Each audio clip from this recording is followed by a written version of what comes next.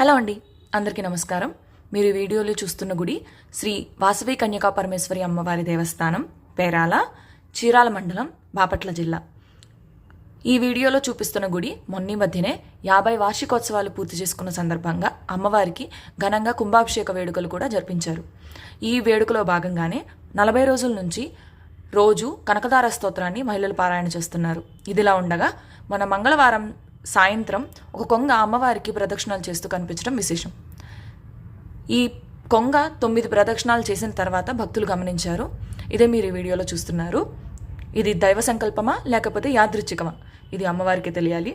మీరు కూడా ఈ గుడిని దర్శించి అమ్మవారి యొక్క ఆశీస్సులు పొందాలని